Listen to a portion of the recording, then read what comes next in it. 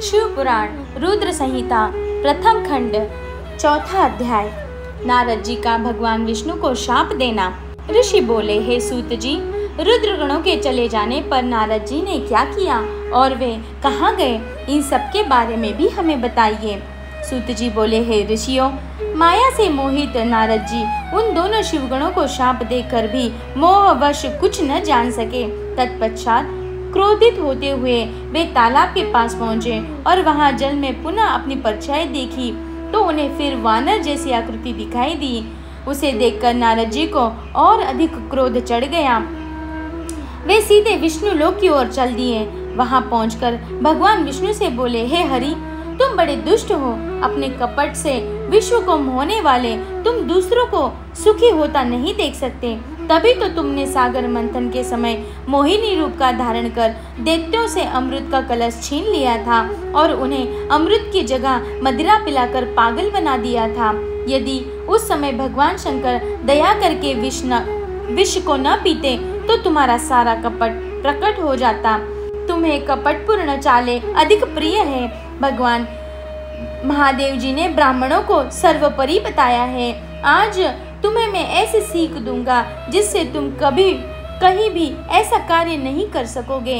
अब तक तुम्हारा किसी शक्तिशाली मनुष्य से पाला नहीं पड़ा है, इसलिए तुम निडर बने हुए हो, परंतु अब तुम्हें तुम्हारी करनी का पूरा फल मिलेगा।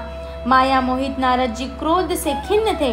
वे भगवान विष्णु को शाप देते हुए बोले, विष्णु, तुमने स्त्री के लिए मुझे व्याकुल किया है। तुम सभी को मोह में डालते हो। तुमने राजा का रूप धारण करके मुझे छला है, इसीलिए मैं तुम्हें शाप देता हूँ कि तुम्हारे जिस रूप ने कपट पूर्वक मुझे छला है, तुम्हें वही रूप मिले। तुम राजा होगे और इसी तरह स्त्री का वियोग भोगोगे जिस तरह मैं भोग रहा हूँ। तुमने जिन वानरों के समान मेरी आकृति बनाई है, वही वानर तुम्हारी सहायता करेंगे।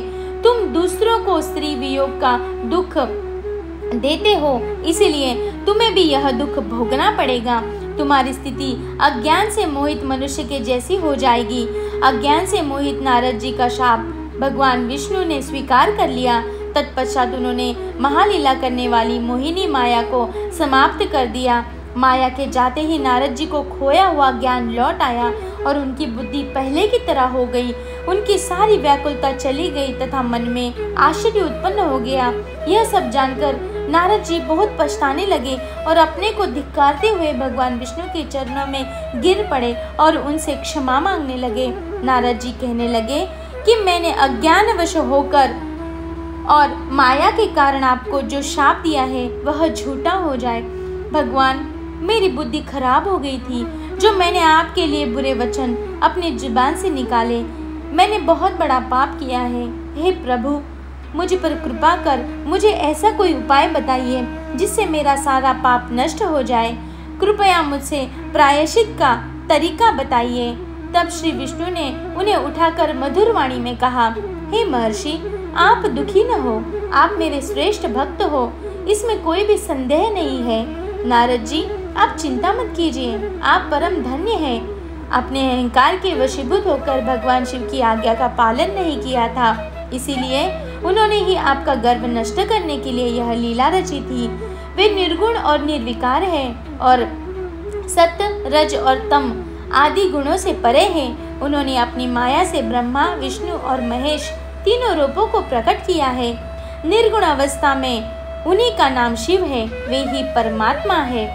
महेश्वर, परब्रह्म, अविनाशी, अनंत और महादेव नामों से जाने जाते हैं। उन्हीं की आज्ञा से ब्रह्मा जी जगत के सृष्टा हुए हैं। मैं तीनों लोकों का पालन करता हूँ और शिव जी रुद्र रूप में सबका संहार करते हैं। वे शिव स्वरूप सबके साक्षी हैं। वे माया से भिन्न और निर्गुण हैं। वे अपने भक्तों पर सदा दया करते हैं। मैं तुम्हें समस्त पापों का नाश करने वाला, भोग एवं मोक्ष प्रदान करने वाला उपाय बताता हूँ। अपने सारे शंकाओं और चिंताओं को त्याग कर भगवान शंकर की यश और कीर्ति का गुणगान करो और सदा अनन्य भाव से शिव जी के शतनाम स्तोत्र का पाठ करो। उनकी उपासना करो तथा प्रतिदिन उनकी पूजा अर्चना करो। जो मनुष्य शरीर, मन और वाणी द्वारा भगवान शिव की उपासना करते हैं, उन्हें पंडित या ज्ञानी कहा जाता है। जो मनुष्य शिव जी की भक्ति करते हैं उन्हें संसार रूपी भवसागर से तात्काल मुक्ति मिल जाती है। जो लोग पाप रूपी दावानल से पीड़ित हैं उन्हें शिव नाम रूपी अमृत का पान करना चाहिए।